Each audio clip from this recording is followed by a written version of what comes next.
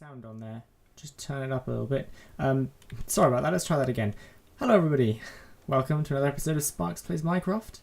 My name is Sparks, and we're starting. We're starting again. That mountain base I haven't been there in weeks, I realised, and I wasn't feeling inspired at all, but I've got a new plan. It's very exciting. It's going to involve a lot of redstone, a lot of contraptions and things. And I've been trying to find a good location to do this. And this is it. This is a jungle next to a taiga, which this is where we went to get wolves and cats quite a while ago in our Let's Play together. And yeah, the desert is just over there with the village. It's just over there, and we're at about 1,000 blocks away from spawn. Not too far. But this seems like an ideal location. I wanted to build in jungle for the green grass. Now, my plan is to build a tower. It's going to be a 32 block wide tower. It's going to have a diameter of 32. It's going to be circular.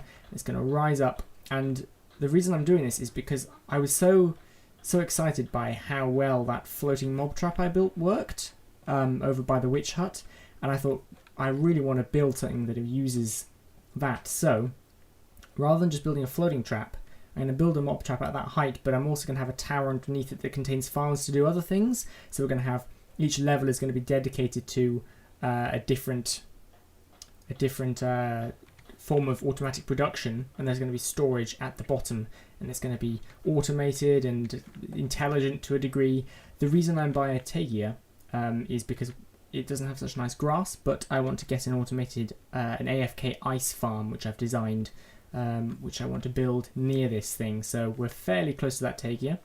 However, I've set up my spawn here. This is base camp, and I've just sort of collected a couple of good things I had back over at the mountain base that I did. Just collected a few things up. Now, for this project, I need to clear out a very large space, and that is a slight problem with working in a jungle. I need to... the space I have in mind is a 96 diameter circle, so 96 blocks wide, fairly large, and that's a lot of trees, and I also want it to be flat. So, having explained what I'm going to do, I will be back with you probably quite a few hours my time after I've finished clearing out the space I need. We are in the... this is one edge of the circle, because I want the green grass to be green throughout this project, so I had to make sure that there weren't any rivers within this space. There's a river there, and there's a river there, which means we're in a far corner of the circle, and the corner of the circle is going to expand in this direction, which seems to be clear of river. So yeah, I'll be back once that's happening, or I may sort of cut it down or something. Alright guys, well, sort of halfway through at the moment. I've used a circle generator to let me know exactly what sort of dimensions I want. It's a fairly easy to remember pattern, and there's a lot to clear away still, but you can see sort of the areas opening up. This is the sort of size I want to work with. Yeah, so I have to say the undergrowth is a lot more annoying than the trees, because there's all these hidden little logs in the undergrowth, and you've got to find all of them, or it doesn't, the undergrowth doesn't despawn. It's a pain. Yeah, I just wanted to mention Evoland, really. I think we'll discuss a little more in depth in our next ALP, but just sort of saying, I hope you guys are enjoying the series, because it's a new game. By the way, got quite a lot of stuff already from this. It's a new game, and I'm really enjoying it. I'm quite excited to be playing something that isn't Minecraft, just for a change, I kind of shot myself in the foot with Evoland though, because it was going to be... It's very different from Minecraft, so there wasn't going to be any cutting, and there hasn't really been any cutting so far. I've edited a few episodes ahead of what you guys have seen by now. There's no cutting, and I was thinking, yeah, great. don't have to do much work at all in terms of post-editing. It'll be fairly easy compared to the amount of cutting and editing and fading and stuff I have to do in Minecraft. And then I decided to do a T counter, which I like the T counter, don't get me wrong, but the T counter, I wanted it to look like part of the GUI, so it fades out with the other parts of the GUI, and it changes over time and things like that. And I've spent hours. I usually spend, for a 20-minute episode, I spend about an hour just adding the fades and the changes to the mug. So there we go. But you know, it adds a little bit of uniqueness to it. Got a bit of a ravine here. Yeah, so I mean, Evoland, I'm not a gamer really. I don't play games. Crazy Man does. So this is sort of the first other game I've played other than Minecraft in quite a while. I mean, I used to play a couple of DS games, things like that. But it's mostly Minecraft's the only thing that's ever really got me hooked. So I'm really enjoying playing something new, trying that out. I'm glad I'm not controlling though, because I probably would have died a lot more than Crazy Man so far. Yeah, something cool happened to me actually. The other day on Sunday, I was at work. Those of you who watch my Sparks Plays Minecraft as regularly as I put it out may remember that I work part-time currently in a retail store in town, and we sell sort of electronic goods and things, including parts to make computers, although not whole computers. And this kid came in. He looked, I don't know, a little bit lost, and yeah, we were chatting for a while. He wanted to set up his computer for gaming, so I was sort of giving him some tips, sort of referencing my computer and the sort of specs that it had to give him an idea what he needed for gaming. I don't think he needs one quite as powerful as the one I have here. And then he was asking me questions about Fraps and Sony Vegas and things, which are recording and editing software. And I was thinking, that's kind of interesting. I said, what are you wanting to do? Are you planning to do some video gaming, sort of recording it? And he went, yeah, I've got a YouTube channel. So yeah, it's turned out he's a YouTuber. His username, his channel is Cold Steel Gaming. His name's Adam, and yeah, it was kind of nice chatting to him, and so kind of surprising. You know, we exchanged channel names and stuff. It's very cool, but it's amazing that you can just find Let's Players anywhere, and they look just like everybody else, of course. And during the day, or in my case the weekend, we do very normal things. I'm planning to leave. My plan is to leave that retail store by October, because I don't really enjoy it very much there. Occasionally you get nice people to talk to like Adam, and that was a lot of fun, but it's getting monotonous. I've been there almost 3 years now, and you know, the pay isn't very good. It just drains me of all enthusiasm these days. So yeah, but I'm sort of slowly making more money from other things. Sort of want to move away from that in the future. Yeah, so that was kind of cool. I urge you to go check out Cold Steel Gaming. He was very kind and gave me a shout out almost sort of the evening I got home. He'd already made a video about it because he seemed to find it quite a cool story. So yeah, Cold Steel Gaming. He does mostly Xbox 360 stuff at the moment. A little bit of Minecraft stuff, mostly speed builds, I think. I was having a look at his channel. Very nice voice, very softly spoken. So yeah, that was kind of interesting, I thought. In other news, Accidental Games will soon have a website. I do a bit of web design. We do currently have a website, but don't go look for it because it's horrible. I don't like it very much at all. It was when I wanted to learn how to make a website. That is the website I made. So I'm not too pleased with it anymore. It is being updated though, and it's nearly done. I'm sort of working on the last little bits of it. I do it whenever I've got time and feel like it. So I'm really looking forward to the new site. It's tailored more towards the YouTubes as well, so there'll be bulletin boards and notices and things like that, which is going to be really cool and will hopefully help us consolidate everything. Why consolidate it? Because consolidate is a great word. Where's this going? Oh, right. This wooden board has been very helpful for me, because otherwise I would have had to have cleaned out a square and I kind of want the edges of this this build to be still forested, you know. I might decide to expand further out if I need more space.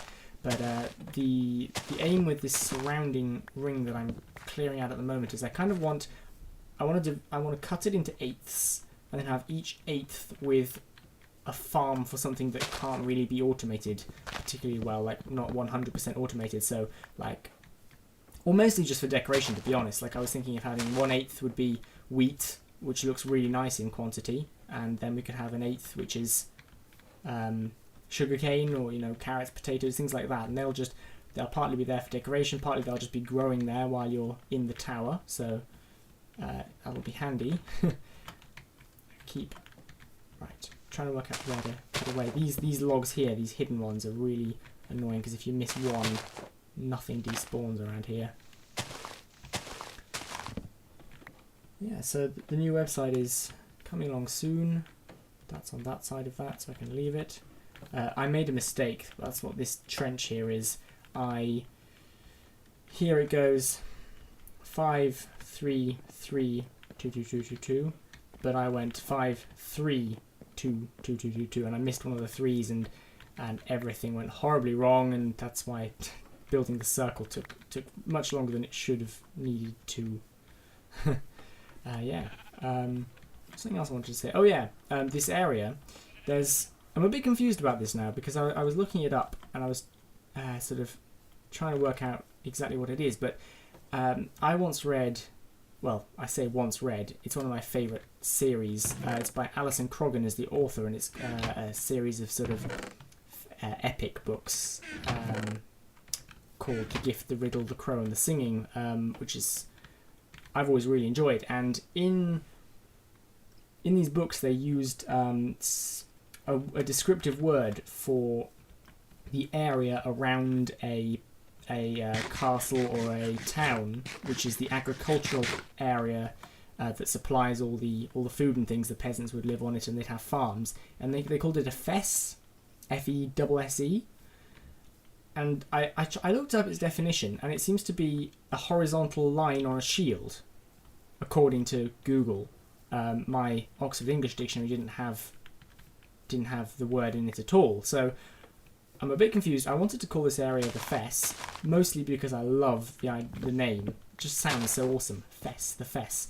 And I was thinking about calling the central thing the Fesse Tower, which is kind of a bit of a play on things, because normally the Fesse is the surrounding area to the centerpiece, which would be a castle, but in this case it's almost like the tower will belong to the Fesse, because the tower itself is part of the farming system. So I'm going to call it the Fesse. That's the reason I'm calling it the Fesse, even if it doesn't actually make sense. Like through English literature, it makes sense through book referencing. So ha! But I just really like the sound Fesse. I'm going to have to clear a lot more away. I think I'm about halfway done. I wanted to tell a story. It was a story, I told it a while ago to Nick Vegas when I was in a voice call with him and Crazy Man. And Crazy Man hadn't heard the story either, so I'm assuming most people haven't. But I can't remember what it is. Hang on.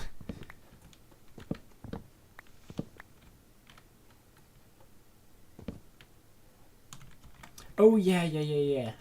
It was sort of, we were talking with Nick Vegas about sort of school and things like that. And I've left further education. I did a year at university. I studied game design, and I didn't really like it very much, so I left and got a job instead. But we started talking about school and education, and I was never particularly. I was always I was polite and a well-mannered, well-dressed young man, but I really hated homework and assignments and things, and I never had the energy or the perseverance to do anything with it.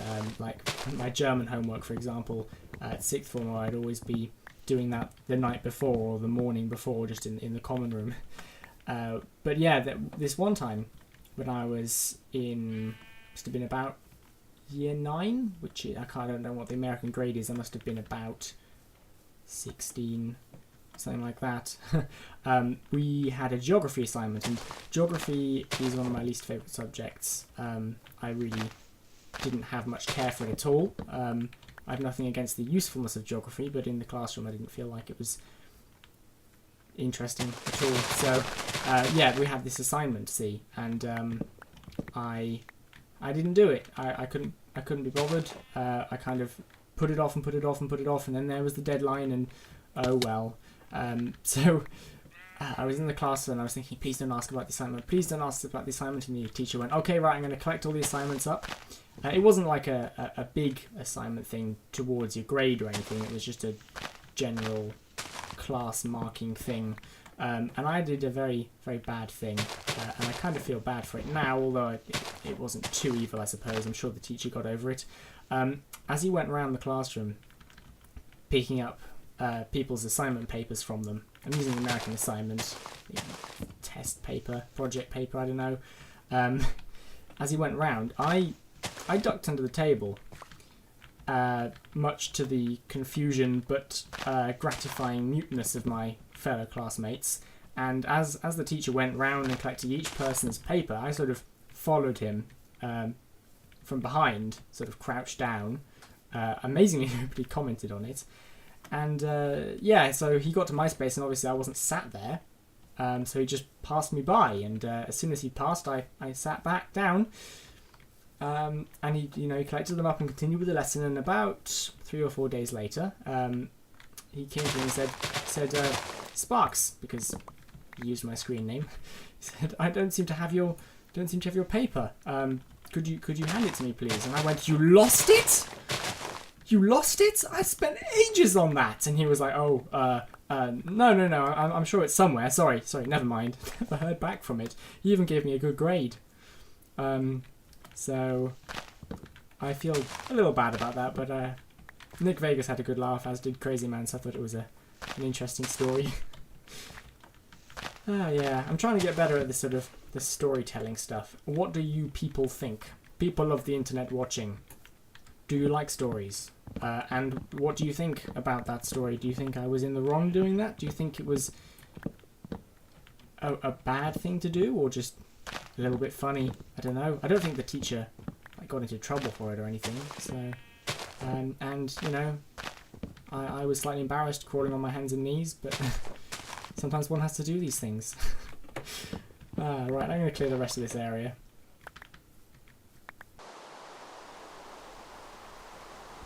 Alright, well, all done. That took me probably about 3 or 4 hours of solid digging. I got through a lot of music while doing that. Yeah, so this is the area we're working with. It looks like the circle doesn't join up, but that's just my mistake. That line there is where it actually goes, and that was my... Can you see how far I messed it up? That's horrible. Yeah, so this is the sort of the area we're working with, and this pillar is almost in the centre, where the tower will go, but the tower will be 32 blocks wide, a diameter of 32. So yeah, it's pretty good. However, I still need to flatten it, and I'm definitely going to do that off camera, probably over the course of tomorrow between other things. It's quite late now, so I think I'm going to have to... I don't know if I should finish it off in this episode or wait. Oh, hello. There we go. And it's raining. Beautiful. So yeah, this is the area that's been cleared out. Cobblestone. I'm going to work on this, finish this off camera. Oh my god! What the? You saw that, right? Whoa, that was scary. Okay. Yeah. I think this is the game telling me I should sound more enthusiastic. I'm going to finish flattening this entire area out off camera, because it's not going to be in the least bit entertaining. And then next episode we can get started.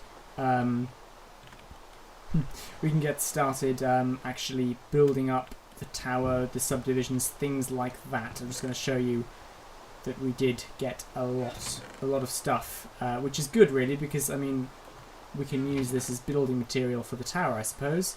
I have yet to decide what kind of look I want for the tower.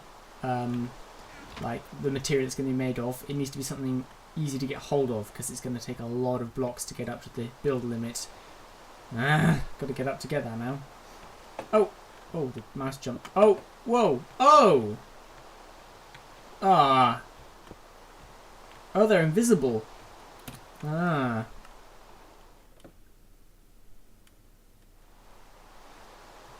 Oh, this game. Sometimes, this game, honestly.